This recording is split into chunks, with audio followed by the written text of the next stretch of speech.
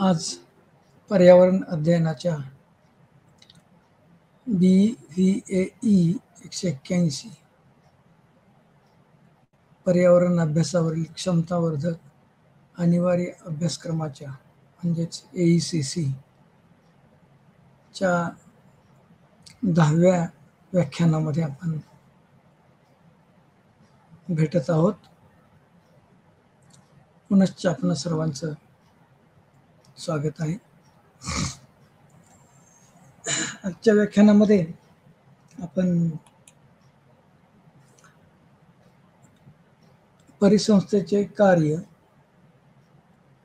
आणि त्यामध्ये जलचक्र म्हणजे काय, कार्बन चक्र म्हणजे काय, या दोन गोष्टींची मुख्यत्वे करून चर्चा करणार आहोत. तर यापूर्वी आपण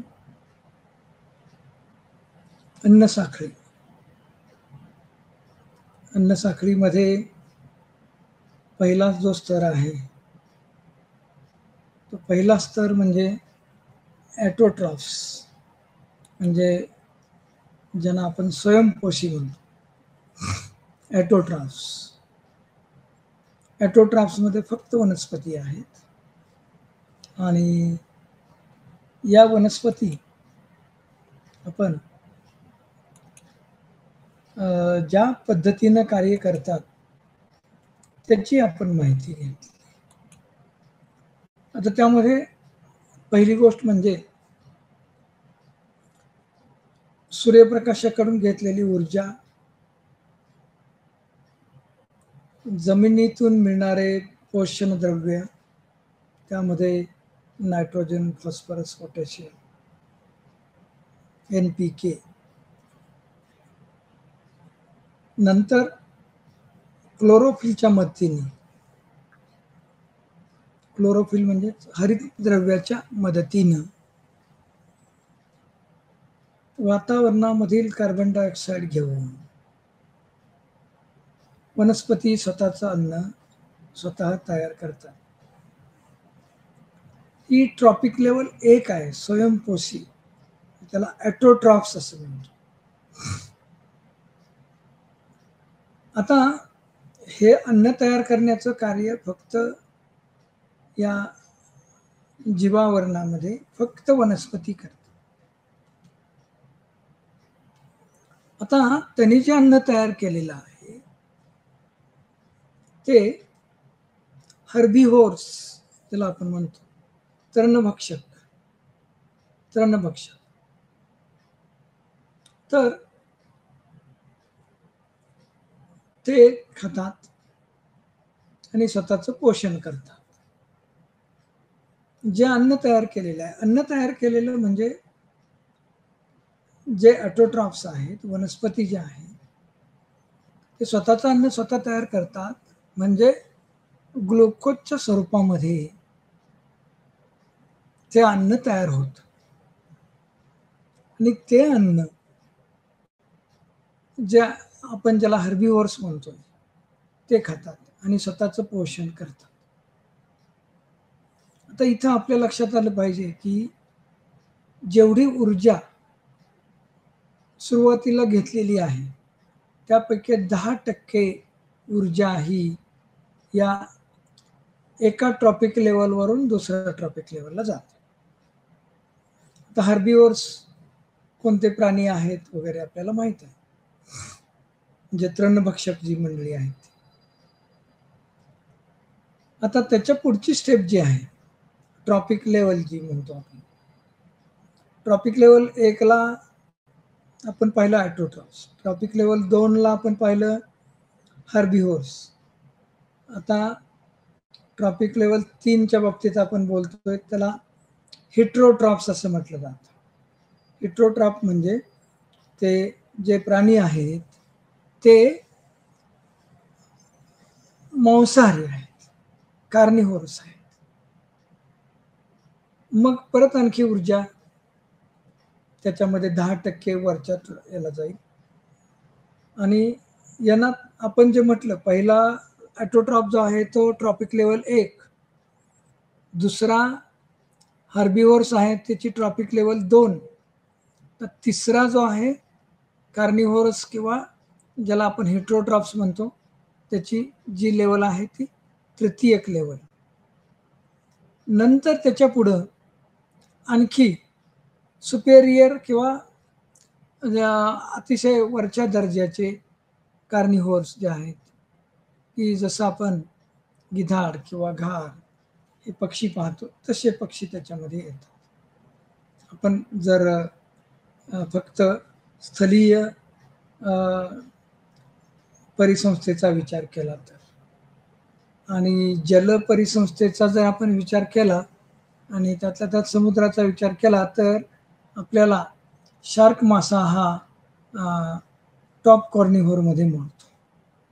आता त्याच्या पुढे सुद्धा आपल्याला एखादा स्तर घेता येईल, परंतु जी ऊर्जा घेतलेली आहे ती ऊर्जा उरतच नाही पुढच्या स्टेपला जाण्याकरता, कारण फक्त 10% ऊर्जा एका ट्रॉपिक लेवलवरून दुसऱ्या ट्रॉपिकवर येईल. आता आपण ही अन्न साखळी जीवस्य जीवनम, म्हणजे एक जो प्राणी आहे तो दुसऱ्याचं अन्न असतो, अशा पद्धतीची ही अन्न साखळी आहे. आणि त्या अन्न साखळीद्वारे पोषण द्रव्य जी आहेत ती पोषण द्रव्य एकाकडून दुसऱ्याकडे जातात, अशा स्वरूपाची आपण माहिती घेतलेली आहे. आता आज आपण परिसंस्थेच्या कार्यासंबंधी विचार पुढे वाढवणार आहोत, नेणार आहोत. तर परिसंस्थेचे कार्य, परिसंस्थेची रचना या संबंधी आपण बोललेलो आहे.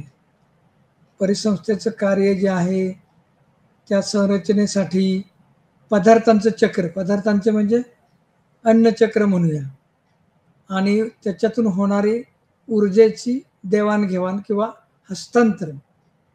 आता परिसंस्थेचं कार्य आणि संरचनेसाठी आपल्याला अन्न साखळी व ऊर्जा सगळ्या ज्या गोष्टी आहेत त्या परिसंस्थेचे कार्य जे आहे ते परिभाषित करतात. आता आपल्याला माहित आहे सौर ऊर्जेचा प्रवाह एकाच दिशेने होत असल्याने ऊर्जा परिसंस्थेत चक्राकार होत नाही, म्हणजे ऊर्जेची रिसायकल होत नाही असं म्हणूया.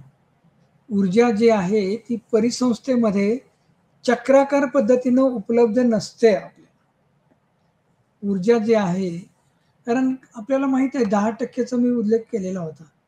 10%चा उल्लेख म्हणजे जर आपण 100 कॅलरीज घेतले सूर्याकडून, तर आपण पहिल्या स्टेपमध्ये जर विचार केला ॲटोट्रॉफच्या, तर फक्त 10 कॅलरीज ही उष्णता किंवा ऊर्जा जी आहे ती वनस्पतींना मिळते. अर्थात जी ऊर्जा वाया जाते त्यामुळं आपल्याला ऊर्जेची सायकलिंग किंवा चक्राकार आपल्याला होताना दिसत नाही. त्यामुळं परिसंस्थेला त्यांचे कार्य आणि रचना राखण्यासाठी उच्च गुणवत्तेच्या ऊर्जेचा सतत ओघ आवश्यक असतो. म्हणजे उच्च गुणवत्तेचा ऊर्जा, म्हणजे ऊर्जा सुरुवातीलाच जास्त असली पाहिजे तर ती शेवटपर्यंत पोहोचणार आहे ट्रॉपिक लेवलपर्यंत.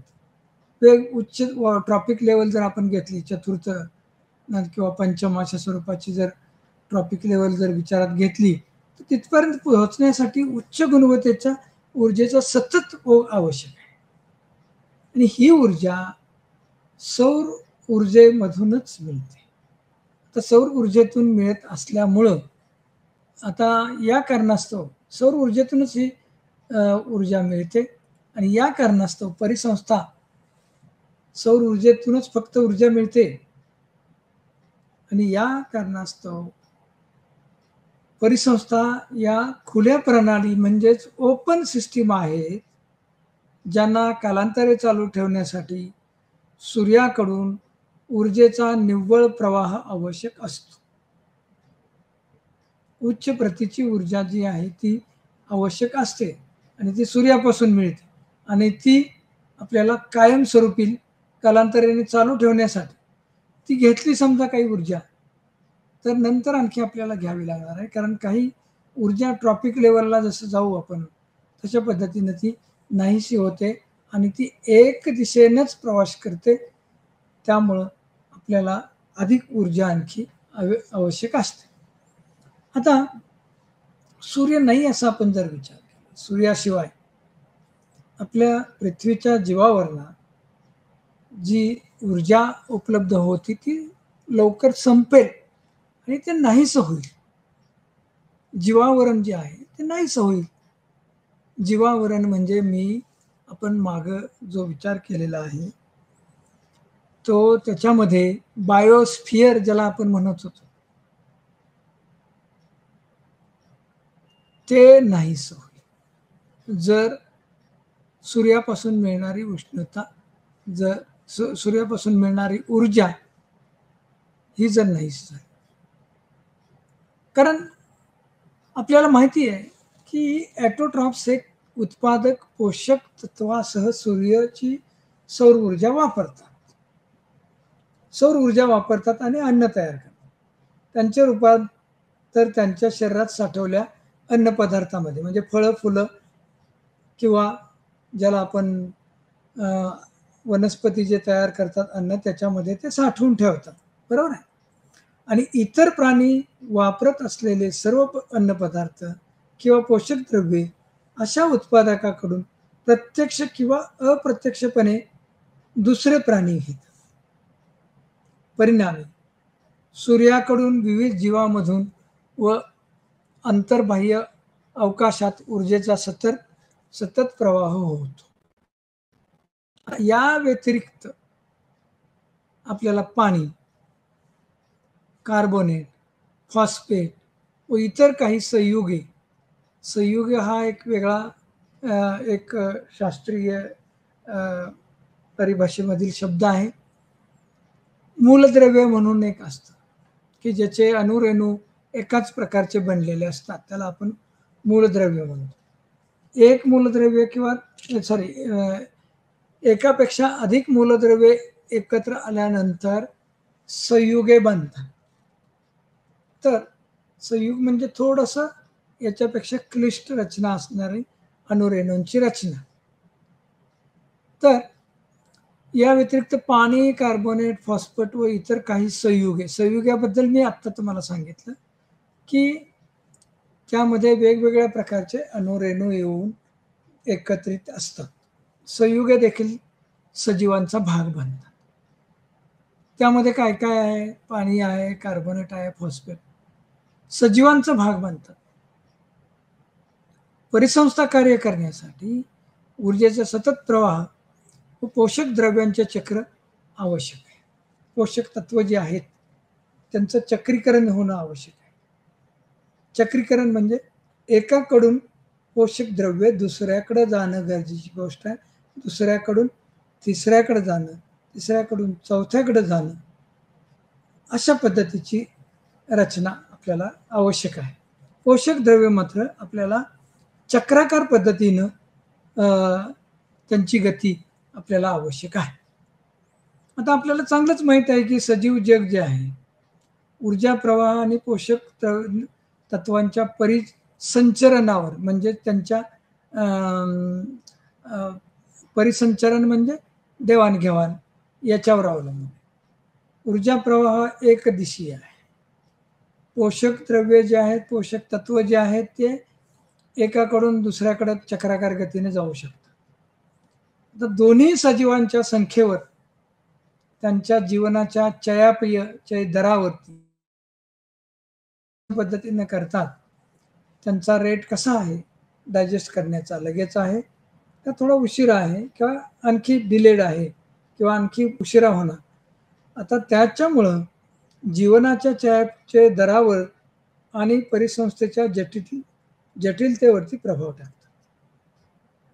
तर पहा, ऊर्जा प्रवाह आणि पोषक द्रव्यांचं, पोषक तत्वांचं परिसंचरण म्हणजे त्यांचं ज्याला आपण चक्राकार गती म्हणतो, ह्या ज्या दोन गोष्टी आहेत त्या परिसंस्थाचे जटिलतेवरती प्रभाव टाकतात.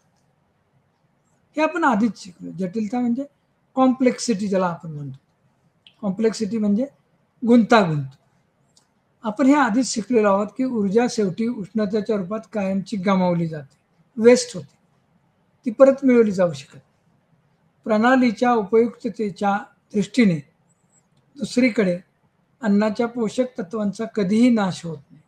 पोषक तत्व मात्र कधीही नाश होत नाही किंवा वापरली जात नाही.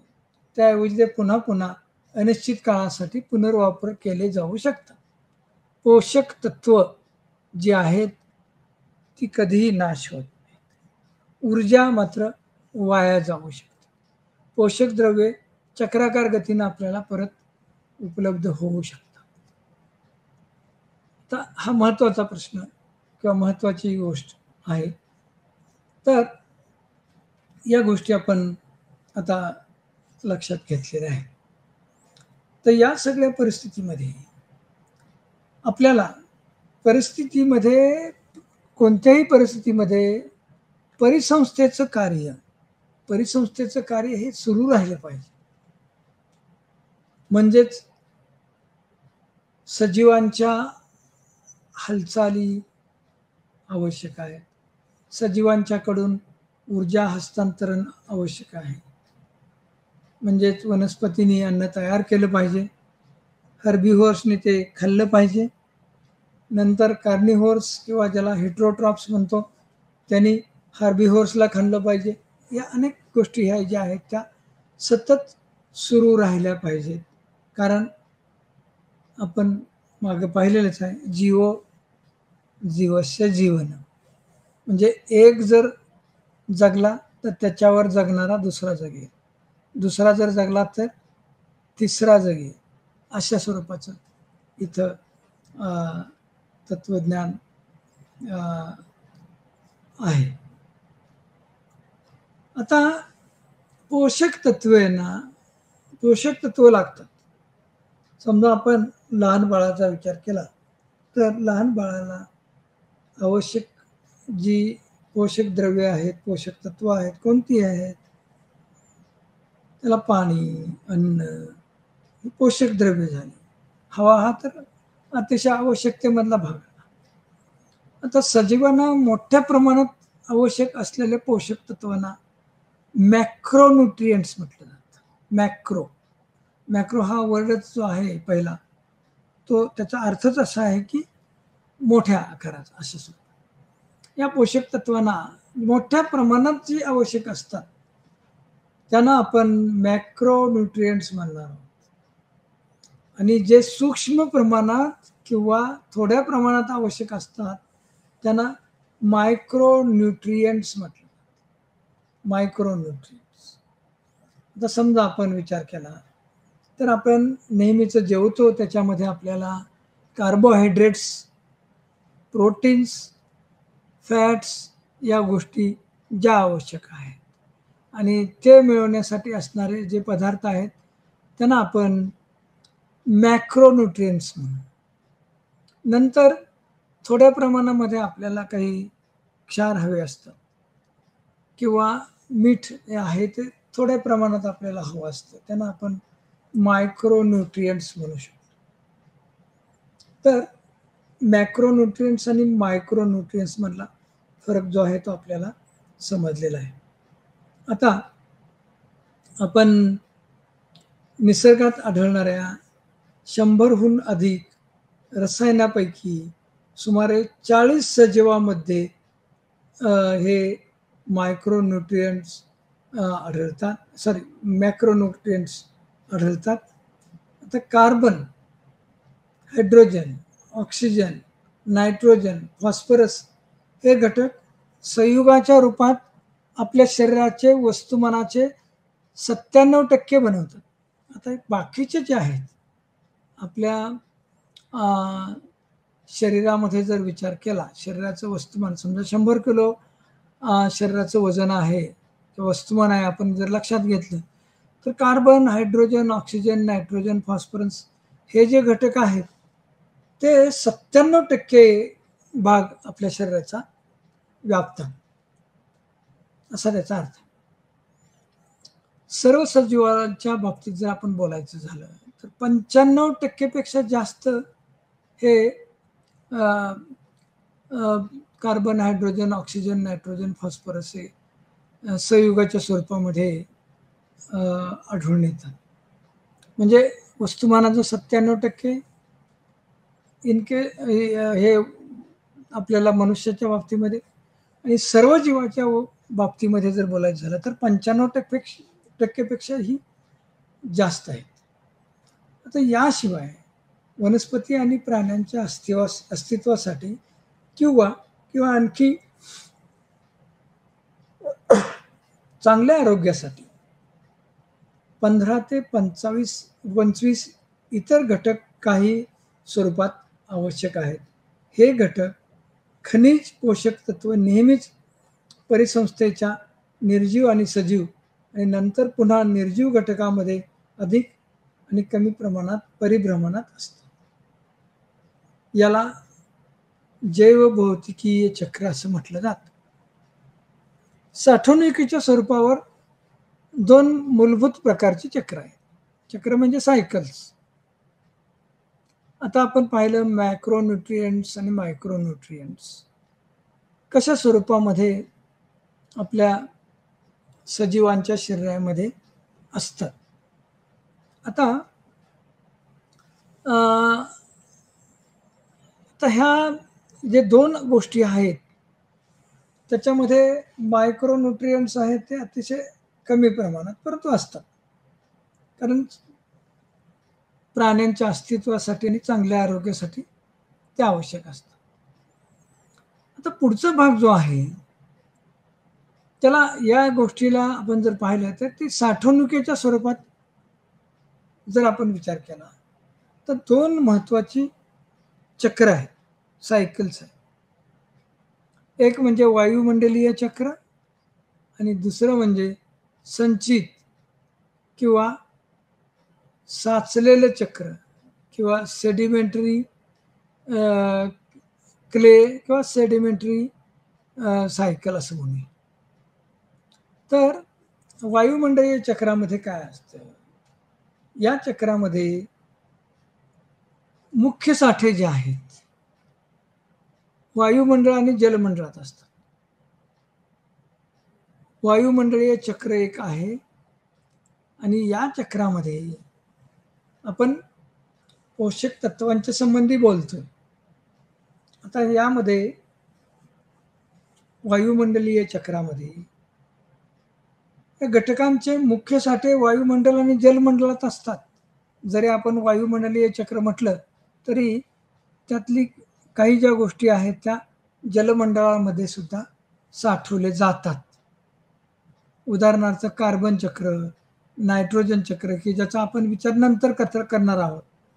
या चक्रामध्ये घटकांचा हवा आणि पाणी आणि सजीवांच्या मध्ये आदान प्रदान होते वायुमंडलीय चक्रामध्ये. त्या वायुमंडलीय चक्रामध्ये आपण वेगवेगळ्या ज्या सायकल्स आहेत किंवा वेळोवेळी वेगळे वेगळे जे चक्र आहेत त्याचा विचार आज करणार आहोत. त्यातले मुख्य म्हणजे एक म्हणजे जल चक्र आणि दुसरं म्हणजे आपण जे पाहतोय ते पाहणार आहोत आज ते कार्बन चक्र आहे. तर ह्या सगळ्या गोष्टी आपण आज चर्चेत घेणार आहोत. आता संचित किंवा साचलेल्या चक्रामध्ये मुख्य साठे पृथ्वीच्या पृष्ठभागावर असतात. या चक्रामध्ये घटक जसे की फॉस्फरस, सल्फर, सामान्यतः माती आणि खडकामध्ये आढळतात. हे घटक हवामान आणि गंजण्याद्वारे परत वातावरणात सोडले जातात. नंतर सजीवांद्वारे घेतले जातात. शेवटी परत आणखी पृथ्वीच्या पृष्ठभागावर येतात. तर अशा प्रकारचे वायुमंडलीय चक्रामध्ये ज्या गोष्टी येतात ते आपण पाहिलं की वायुमंडल आणि जलमंडल आहे त्याच्यामध्ये. वायुमंडल आणि जलमंडल. आणि संचित किंवा साचलेल्या चक्रामध्ये जे आहे ते पृथ्वीच्या पृष्ठभागाशी संबंधित आहे, पृथ्वीच्या वरती असलेल्या मातीशी संबंधित अशा स्वरूपाचं आहे. तर आता आपण यामध्ये आज पहिला जो भाग असेल तो म्हणजे आपल्याला जलचक्राविषयी थोडंसं आणखी सविस्तर चर्चा करायची आहे. आणि जलचक्राचा वापर कशा पद्धतीनं केला जातो, कशा पद्धतीनं ते वापरात आणलं जातं याचा विचार आपण करणार आहोत. आता संचित म्हणजे पृथ्वीच्या पृष्ठभागाशी संबंधित आहे.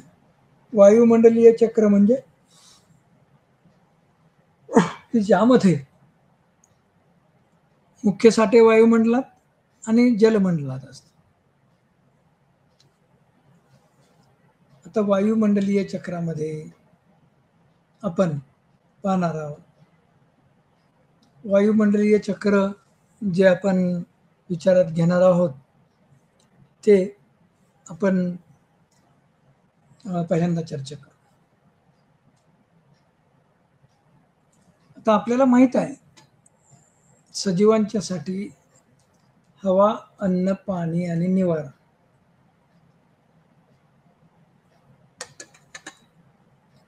ह्या आवश्यक गोष्टी आहेत. त्यातलं पाणी हे जीवनासाठी एक महत्त्वाचा पदार्थ आहे. पाणी म्हणजे आपल्याला हवा, अन्न, पाणी या जर आपण क्रम लक्षात घेतला तर आपली तिसरी गरज आहे असं म्हणूया. प्राथमिकतेचा जर विचार केला तर हवेशिवाय माणूस किती वेळ जगू शकतो, अन्नाशिवाय अन्नाशिवाय सजीव किती वेळ जगू शकतो, पाण्याशिवाय सजीव किती वेळ जगू शकतो, याची उत्तर आपण नंतर चर्चेच्या ओघात येतीलच. पण पाणी हा एक जीवनासाठी महत्त्वाचा पदार्थ आहे. It is an important man.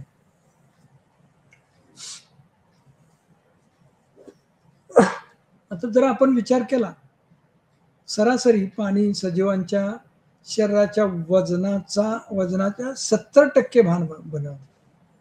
तर जर आपण एका सजीवाचं वजन 100 किलो जर म्हटलं तर त्यामध्ये पाण्याचा अंश जो आहे तो 70% आहे असा त्याचा अर्थ आहे. 70% सजीवामध्ये. आता सजीव म्हणजे वनस्पती, प्राणी, कीटक, पक्षी, नंतर प्राणी, सस्तन प्राणी आले, आणखी वेगवेगळ्या प्रकारच्या प्राण्यांमध्ये खूप मोठा भाग आले. तर हे पर्यावरण घटनापैकी एक आहे जे परिसंस्थेची रचना आणि कार्य ठरवते. इतर सर्व घटकांचे चक्र देखील पाण्यावरती अवलंबून आहे. आता घटकांचं वेगवेगळ्या चक्र जे आहे ते पाण्यावरती अवलंबून आहे. पाणी महत्वाचं आहे. आपल्या शरीरामध्ये हे 70% भाग आहे तो पाणी आहे.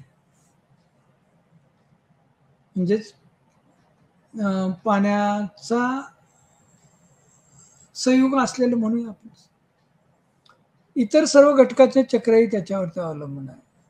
कारण ते विविध टप्प्यादरम्यान त्यांच्या संक्रमणासाठी एक साधन प्रदान करते. इतर घटकांचे चक्र सुद्धा पाण्यावरती अवलंबून आहे. कारण काय विविध टप्प्यादरम्यान त्यांच्या संक्रमणाचं एक साधन म्हणून पाण्याचा वापर आणि सजीवाद्वारे त्यांच्या ग्रहणासाठी एक द्रावक माध्यम म्हणून कार्य पाणी. आता पाणी किती उपलब्ध आहे? पाणी पृथ्वीच्या पृष्ठभागाच्या 75% भाग व्यापत, की जे तलाव, ओढे, नाले, नद्या, महासागर याच्यामध्ये पृथ्वीचा 75% भाग व्यापला. म्हणजे राहिलाय किती शिल्लक? फक्त 25% राहील. इतके मोठे आपल्याला व्याप्ती जी आहे ती पाण्याने व्यापलेली दिसते. पृथ्वीचा पृष्ठभागाबद्दल आपण बोलतो आणि सजीवाद्वारे आपण जर विचार केला तर द्रावक माध्यम म्हणून ते काम करतं. 75% पृथ्वीचा भाग आहे तो पाण्याने व्यापलेला आहे. त्यामध्ये नद्या, नाले, ओढे, नंतर महासागर. आता पृथ्वीवर जे पाणी आहे त्यातलं 97% पाणी हे महासागरामध्ये आहे. महासागरामधलं पाणी जे आहे ते क्षारयुक्त असतं, पिण्यायोग्य नसतं. पोर्टेबल वॉटर म्हणजे अशा स्वरूपाचं नाही ते. आता 97% पृथ्वीवरील सर्व पाण्यापैकी 97% पाणी जे आहे ते महासागरामध्ये गेलं. ते पाणी पिण्याच्या उपयोगाचं राहिलेलं नाही. उर्वरित पाण्याचा मोठा भाग जो आहे, उर्वरित म्हणजे 3% राहिलेला आहे. तो जो मोठा भाग जो आहे पाण्याचा, तो ध्रुवीय बर्फ आणि हिमनद्यामध्ये गोठलेला आहे. तो दक्षिण आणि उत्तर ध्रुवावरती हिमनद्यामध्ये गोठलेला भाग आहे. 97% पाणी गेलं आणि 3% जे पाणी आहे ते पाण्याचा मोठा भाग जो आहे तो ध्रुवीय बर्फ आणि हिमनद्यामध्ये गोठलेला आहे. आपल्याला माहित आहे पृथ्वी ही लंबगोलाकार अशा प्रकारचा आकार आहे तिचा. ती स्वतःभोवती फिरते, वेस्ट टू ईस्ट वगैरे वगैरे. आणि पृथ्वीचा आपण जर विचार केला तर आपल्याला दिसून येईल की दक्षिण ध्रुवावरती आणि उत्तर ध्रुवावरती मोठा पाण्याचा भाग जो आहे तो बर्फाच्या स्वरूपामध्ये आणि हिमनद्याच्या स्वरूपामध्ये गोठलेला आहे. आता ह्याचा जर आपण विचार केला, 1% पेक्षा कमी पाणी हे नद्या, तलाव व जलवाहिन्यामध्ये ताज्या पाण्याच्या स्वरूपात, ताजे पाणी म्हणजे पोर्टेबल वॉटर, जे मनुष्याच्या दृष्टीनं उपयोगाचं ठरतं असं पाणी जे आहे ते 1% पेक्षा कमी आहे. तरीही ग्रहाच्या पाण्याच्या तुलनेने नगण्य भाग हा सर्व प्रकारच्या स्थल व जलजीवनासाठी अत्यंत महत्त्वाचा. पाणी अतिशय कमी स्वरूपामध्ये, कमी टक्केवारीमध्ये उपलब्ध आहे. 1% पेक्षा कमी ताज्या पाण्याच्या स्वरूपामध्ये.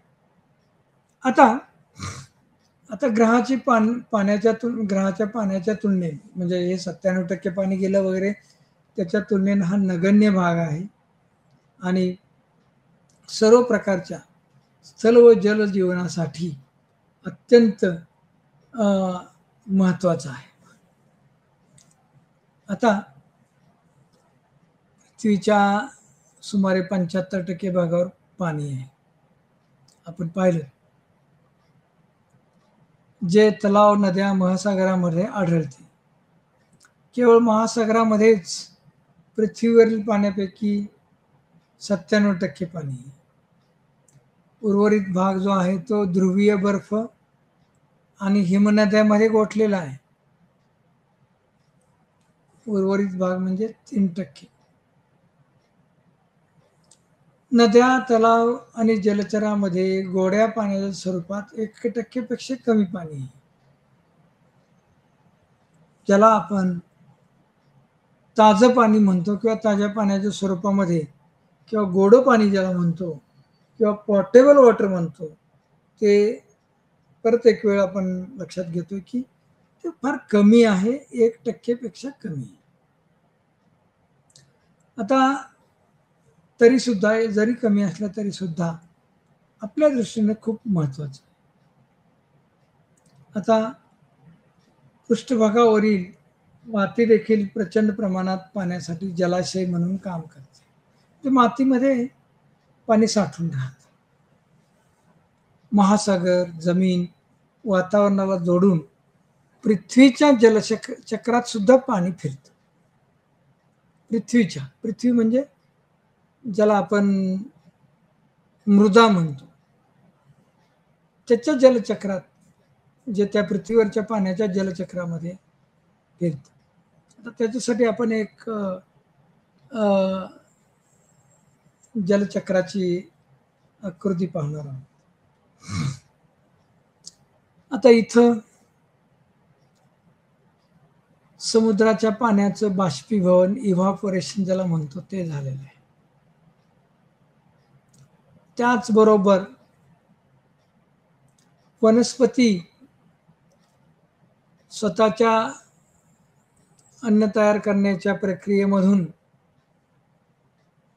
काही बाष्प हे हवेमध्ये सोडतात. आता त्याचे ढग बनतात. सूर्याच्या उष्णतेमुळे त्याचे ढग बनतात, कारण हे जे पाणी आहे ते पाणीचं बाष्पीभवन आपल्याला झालेलं दिसतं, इव्हापोरेशन. नंतर ट्रान्सपिरेशन ज्याला म्हणतो, त्याच्या बाबतीत आपण थोडंसं हे करणार आहोत, विचार करणार आहोत. आता आत्ताच्या चित्रामध्ये आपण आकृतीमध्ये पाहिलेलं आहे की महासागर जमीन वातावरणाला जोडून पृथ्वीच्या जलचक्रात पाणी फिरते. बाष्पीभवनाची प्रक्रिया आपण सुरुवात घेतो. इव्हापोरेशन प्रक्रियेद्वारे महासागरातील पाणी वातावरणात बाष्प स्वरूपामध्ये जातं. आता पाण्याच्या जर आपण अवस्था पाहिल्या तर त्या 3 आहेत. एक म्हणजे घन स्वरूपामध्ये म्हणजे बर्फ, नंतर लिक्विड किंवा ज्याला आपण द्रव स्वरूपात म्हणतो ते पाणी, आणि बाष्प म्हणजे हवा स्वरूपामध्ये किंवा आपण ज्याला वातावरणीय स्वरूपामध्ये म्हणतो, त्यावेळेला त्याला आपण बाष्प म्हणतो, म्हणजे पाण्याची वाफ थोडक्यात.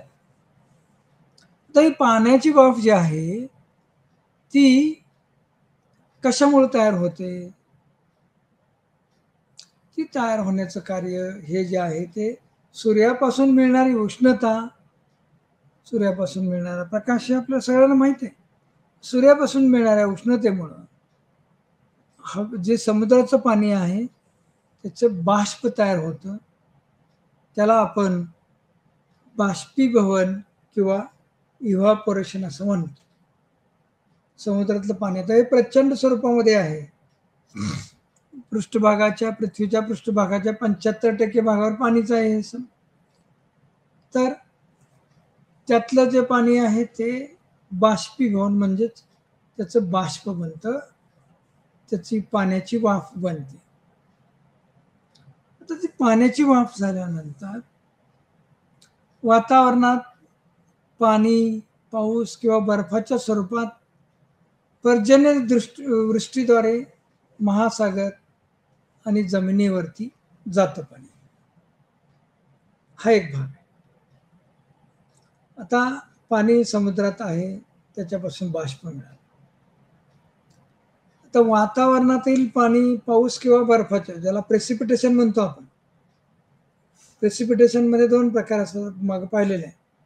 प्रेसिपिटेशन म्हणजे एक तर बर्फ पडणं किंवा पाऊस पडणं. तर ते पाणी जे आहे ते नंतर ओढा, नाला, नदी आणि महासागर असं प्रवास करतो. तर जमिनीवरून पाऊस, वितळलेलं बर्फ एकतर प्रवाह करून वाहून नेले जाते. जे पाणी पृथ्वीच्या पृष्ठभागावरती पडतं ते वाहून नेले जातं. ते कुठे जाणार? शेवटी ते समुद्रामध्ये किंवा महासागरामध्ये जाणार. आता जर आपण बर्फ वितळला तरी सुद्धा ते पाणी नाले, नद्यामधून वाहून नेले जाते. ते परत जाणार समुद्रामध्ये. भूपृष्ठावरील भूजल म्हणजे पृथ्वीच्या पृष्ठभागाच्या वर असणारं पाणी महासागरामध्ये किंवा जमिनीपासून बाष्पीभवनाद्वारे मिळणारं त्यालाही पाणीच म्हटलं पाहिजे. वनस्पतीच्या बाष्पोत्सर्जन म्हणजे ज्याला आपण ट्रान्सपिरेशन म्हणतो. वनस्पती ही काही बाष्प बाहेर टाकतात. वनस्पतीच्या पानापासून सुद्धा पाण्याचं बाष्पीभवन होतं. त्याच्यामुळे सुद्धा हवेची वाफ परत वातावरणात. हे चक्र सौर ऊर्जेतर्फे चालवलं जातं, की ज्यामध्ये एक सायकलिंग सर्व ऊर्जेपैकी सुमारे 1/3 ऊर्जा खर्च होते. 1/3 ऊर्जा जी आहे सूर्याची ती याच्यामध्ये खर्च होते. पाण्याचे हे प्रमाण नेहमीच आत जाते या सायकलच्या याच्यामध्ये. आपल्याला माहीत आहे की म्हणजे आपल्याला आत्ता आपण एवढंच लक्षात घेऊया की बाष्पोत्सर्जन म्हणजे ट्रान्सपिरेशन, इव्हॅपोरेशन या 2 गोष्टीमुळं आपल्याला पाण्याची वाफ मिळाली. आता उर्वरित जे पाणी आहे ते हिमस्खलन आणि बर्फाच्या स्वरूपामध्ये आहे. आता आपण परत या चित्राकडे येऊया, आकृतीकडे येऊया. समुद्रामधल्या पाण्याचं झालेलं आहे इव्हॅपोरेशन, बाष्पीभवन, त्याच्यामुळे ढग तयार झाला. नंतर वनस्पतींना स्वतःचं अन्न तयार करण्याच्या प्रक्रियेमध्ये जे पाणी होतं त्याच्यामधून बाष्पोत्सर्जनामधून म्हणजे ट्रान्सपिरेशनमधून ही हवेची वाफ वातावरणामध्ये आलेली आहे. त्याचे काही ढग निर्माण झालेले आहेत, किंवा ते एकत्रित झालेले आहे म्हणून. आणि नंतर ज्यावेळी आपण त्याचा विचार करतो, हे ज्यावेळी बाष्प ठराविक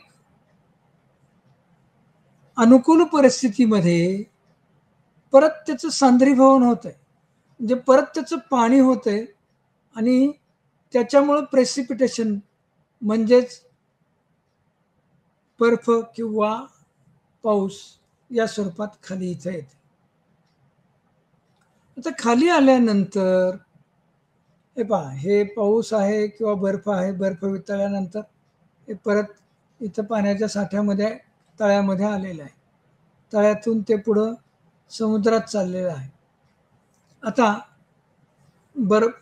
बाष्प तयार झाल्यानंतर, पाण्याची वाफ तयार झाल्यानंतर, योग्य परिस्थिती निर्माण झाल्यानंतर त्याचं कंडेन्सेशन म्हणजे सांद्रीभवन होऊन आपल्याला पाऊस किंवा बर्फ म्हणजे वर्षावृष्टी किंवा बर्फवृष्टी अशा स्वरूपाचं आपल्याला प्रक्रिया आढळते आणि त्याच्यातून आपल्याला पाणी मिळतं.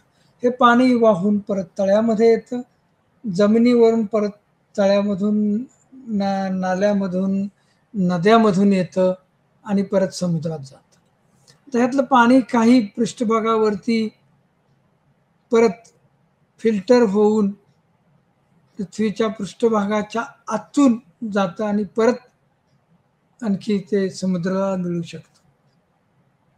ह्या पाण्याचंही आपल्याला बाष्पीभवन झालेलं दिसतं. आणि परत इथं आपण आलो पहिल्या ठिकाणी. या प्रक्रियेमध्ये हवेच्या बाष्पाची खूप मोठी भूमिका आहे हे आपल्या लक्षात आलं असेल. म्हणून आपण चर्चा करताना बाष्पापासून सुरुवात केलेली होती. आता ही जी प्रक्रिया आहे ती सतत सुरू आहे. सूर्यापासून उष्णता मिळते, परत समुद्राच्या पाण्याची बाष्प होते इव्हॅपोरेशनमुळं, नंतर पृथ्वीपासून आलेले जे आहे बाष्पोत्सर्जन, त्याच्यापासून आपल्याला हवेची वाफ मिळालेली आहे. ह्या हवेच्या वाफेची परत पाणी होणार आहे, नंतर त्याच्या बर्फ जे आहे ते वितळणार आहे. ते झाल्यानंतर ओढे, नाले, नद्या यांच्यामधून ते पाणी शेवटी समुद्रात जाणार आहे. परत बाष्पीभवनाची प्रक्रिया सुरू होणार आहे, परत ट्रान्सपिरेशनची प्रक्रिया सुरू होणार आहे आणि परत आणखी आपल्याला पाऊस किंवा ज्याला आपण बर्फ म्हणतो ते मिळणार आहे. आता या सगळ्या प्रक्रियेमध्ये ही गोष्ट परत परत चालत राहते, म्हणून त्याला आपण ज्याला आपण जलचक्र म्हणतो, ते चक्र सुरू आहे. आणि म्हणून आपल्याला पाणी सजीवांच्यासाठी उपलब्ध आहे. तर ही झालं जलचक्राची गोष्ट. आता आपण थोडंसं कार्बन चक्राकडे वळणार आहोत. आता मी अगदी सुरुवातीलाच सांगितलं की वातावरणीय चक्राविषयी आपण बोलतोय आता. आणि वातावरणीय चक्रामधलं दुसरं जे चक्र आहे ते कार्बन म्हणतोय. आता कार्बन म्हणजेच आपण सेंद्रिय आणि असेंद्रिय पदार्थ म्हटलं होतं, की ज्या पदार्थामध्ये कार्बन, हायड्रोजन, ऑक्सिजन हे मुख्य घटक असतात. कार्बन म्हणजे सी, हायड्रोजन म्हणजे एच, नंतर ओ म्हणजे ऑक्सिजन, हे 3 घटक असतात. आता आपण जर साखरेचं जर उदाहरण घेतलं तर C6H12O6 C6H12O6 हा साखरेचं सूत्र आहे किंवा फॉर्म्युला आहे. तर त्याच्यामध्ये कार्बनचे 6, नंतर हायड्रोजनचे 12 आणि ऑक्सिजनचे 6 अणू असतात. आता जर आपण विचार केला तर ऑक्सिजनच्या तुलनेत कार्बन हा वातावरणाचा किरकोळ घटक आहे. वातावरणामध्ये ऑक्सिजन हा 21% आहे. 21%. आता ऑक्सिजनच्या तुलनेत कार्बन हा वातावरणाचा किरकोळ घटक आहे. आपल्याला चांगलं माहिती आहे. कार्बन हा घटक जो आहे किंवा जे एलिमेंट किंवा मूलद्रव्य आहे त्याचं अस्तित्व जे आहे ते ऑक्सिजनच्या मानानं कमी आहे. आता जर आपण कोळशाचं उदाहरण घेतलं तर त्याचा कोळशाचा जो रासायनिक संज्ञा जी आहे ती सी आहे. C carbon. ग्राफाईट म्हणजे आपण पेन्सिलमध्ये वापरतो तो ग्राफाईट हा कार्बनच असतो. डायमंड ज्याला आपण हिरा म्हणतो तोही कार्बनचा एक प्रकारच आहे. तर हे मी तुम्हाला एक ओळख कोळसा म्हणजे काय असू शकतो त्याचे वेगवेगळी संयुग जे आहेत त्याच्यामुळं वेगवेगळ्या फॉर्ममध्ये तो दिसतो थोडक्यात. म्हणजे आता कोळसा आणि तेलापासून DNA पर्यंत तेलाचे घटक सुद्धा त्याच्यामध्ये कार्बन आहे. DNA डिऑक्सी रेबो न्यूक्लिक ॲसिड म्हणजे अनुवांशिक माहिती असणारं जे संयुग आहे त्याच्यामध्ये सुद्धा कार्बन आहे. कार्बन शिवाय जीवन अस्तित्वात असू शकत नाही. कर्बोदक म्हणजे काय म्हणतो आपण? कर्बोदक म्हणजे आपण ज्याला पिष्टमय पदार्थ म्हणतो, जे सेंद्रिय पदार्थ आहे, कार्बोहायड्रेट्स जे म्हणतो आपण. तर त्याच्यामध्ये कर्बोदकामध्ये सेंद्रिय पदार्थामध्ये कार्बन हा अत्यावश्यक आहे. कार्बोहायड्रेट्समध्ये कार्बन अत्यावश्यक आहे. आता जर आपण कार्बन डायऑक्साईडचा विचार केला तर कार्बन डायऑक्साईड हा अजैविक पदार्थ आहे आणि पाणी वापरणाऱ्या आणि वनस्पतीद्वारे प्रकाश संश्लेषण, सौर ऊर्जेची उपस्थिती या प्रक्रियेत वातावरणात ऑक्सिजन सोडतात हे आपण पाहिलेलंच आहे. तिथंही कार्बन डायऑक्साईड घेतला जातो. कार्बन हा सर्व सजीवांचा एक बिल्डिंग ब्लॉक आहे. जसं आपण बिल्डिंग ब्लॉक म्हणजे एक वीट म्हणजे भिंतीची रचना करणारा एक घटक समजतो, तशा पद्धतीनं सर्व सजीवांचा एक बिल्डिंग ब्लॉक म्हणजे कार्बन आहे. प्रथिनांचा एक घटक, प्रथिन म्हणजे प्रोटीन्स, एक घटक जे जीवनाचे बिल्डिंग ब्लॉक आहेत. प्रोटीन्स जे आहेत हे जीवनाचे किंवा ज्याला आपण लाईफ म्हणतो, प्रोटीन हे अत्यावश्यक बिल्डिंग ब्लॉक्स असे आहेत. प्रोटीन, कार्बोहायड्रेट्स, देन ज्याला आपण स्निग्ध पदार्थ म्हणतो ते, त्याला लिपिड्स, हे सगळे तयार करतात सर्व वनस्पती आणि प्राण्यांचे प्लाझ्मा पटल. प्लाझ्मा पटल म्हणजे आणखी एक वेगळी टेक्निकल गोष्ट आहे. जसं आपण रक्ताचं उदाहरण घेतो, रक्त हे जर तसं पाहिलं तर वेगवेगळ्या संयुगांचं त्याच्यामध्ये आढळतात आणि ते असे तरंगत असतात त्याच्यामध्ये. समजा तांबड्या रक्तपेशी, पांढऱ्या रक्तपेशी हे प्लाझ्मा मध्ये तरंगत असतात. प्राण्यांचे प्लाझ्मा पटल यामध्ये सुद्धा कार्बन आहे. कार्बन देखील एक भाग आहे महासागर मध्ये, पाण्यामध्ये, नंतर हवा, अगदी खडकामध्ये सुद्धा कार्बन आहे. कारण पृथ्वी एक गतिशील घटक आहे. कार्बन स्थिर राहत नाही, तो वेगवेगळे स्वरूप धारण करतो. मगाशी सांगितल्याप्रमाणे कार्बन चक्रातील कार्बन एकतर ऑर्गॅनिक असू शकतो किंवा अजैविक असू शकतो. ऑर्गॅनिक कार्बन म्हणजे समजा मी साखरेचं उदाहरण घेतलं ते ऑर्गॅनिक कार्बन म्हणता येईल आपल्याला. अजैविक म्हणजे ज्याला आपण CO2 म्हणतो अशा स्वरूपामध्ये सुद्धा असू शकतो. बहुसंख्य अजैविक आणि जैविक दोन्ही भागामध्ये संयुगे समाविष्ट आहेत. ज्याला आपण जैविक म्हणतो त्याच्यामध्ये दोन्ही भागामध्ये कार्बनची संयुग आपल्याला उपलब्ध आहे. आता जर आपण पाहिलं तर जिवंत किंवा मृत जीव यांच्यामध्ये सुद्धा कार्बन आहे. जीवाश्म म्हणजेच इंधन ज्याला आपण म्हणतो, जीवाश्म इंधन म्हणजेच जे आपल्याला पेट्रोल आणि याच्यामध्ये पेट्रोल डिझेल मध्ये मिळतं, मध्ये लहान प्रमाणामध्ये हा कार्बन आढळतो. पाण्यात विरघळलेले किंवा वातावरणात विखुरलेले जे खडक आहेत त्याच्यामध्ये सुद्धा कार्बन आढळतो. सेंद्रिय आणि कार्बन डायऑक्साईडची सतत देवाणघेवाण होते. आता देवाणघेवाण ही जी आहे तर त्याचा जो प्रवाह आहे तो द्विमार्गी आहे.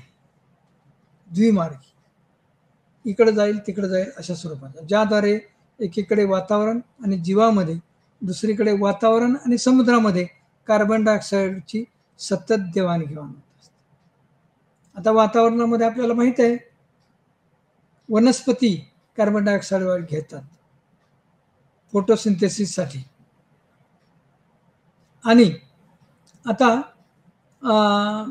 सतत देवाणघेवाण करतात वातावरण आणि जीवामध्ये.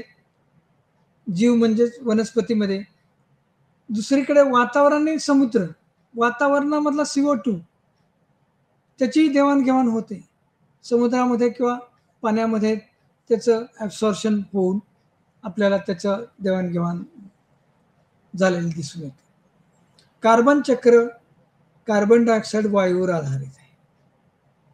आपण कार्बन चक्राविषयी बोलतो, पण त्यामध्ये आपण मुख्यत्वे करून कार्बन या घटकावरती जास्त लक्ष केंद्रित केलेलं आहे. त्याचे संयुग, त्याच्यामध्ये असणारे जीवामध्ये असणारा किंवा सजीवामध्ये असणारा, निर्जीवामध्ये असणारा, असं त्याचं अस्तित्व आहे कार्बनचं.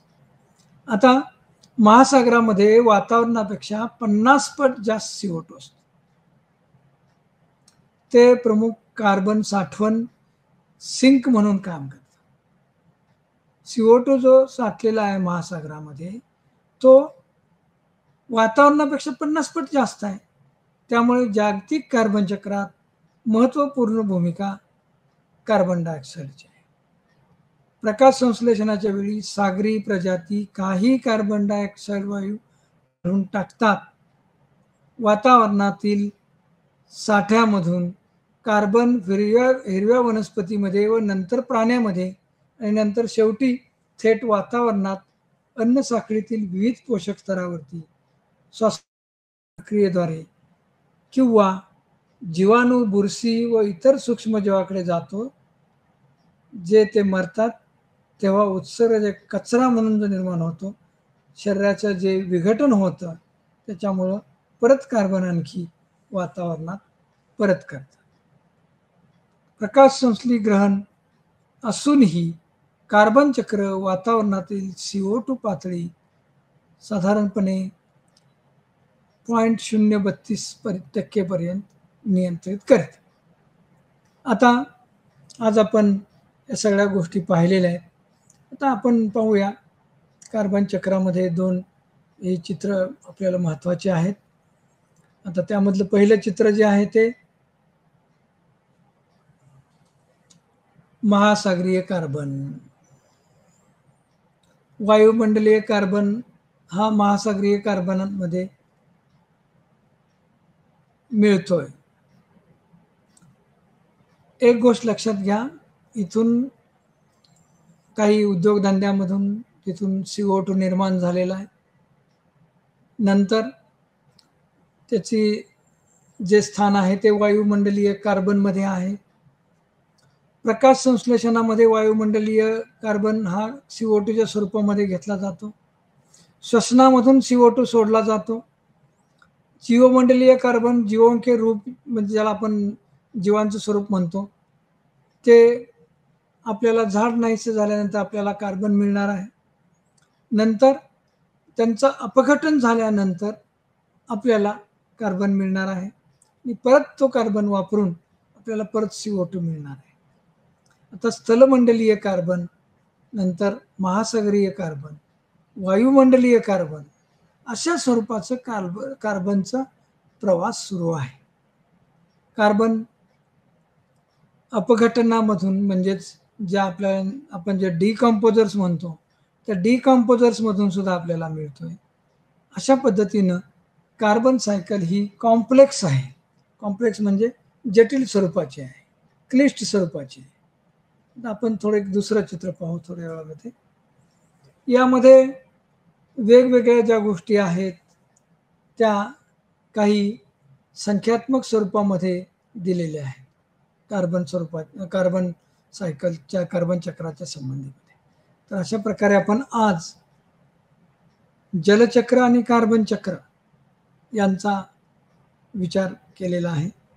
आजच्या या भागामध्ये आपल्याला यापुढं आणखी वेगळ्या वेगळ्या प्रकारची चक्र आपण पाहणार आहोत.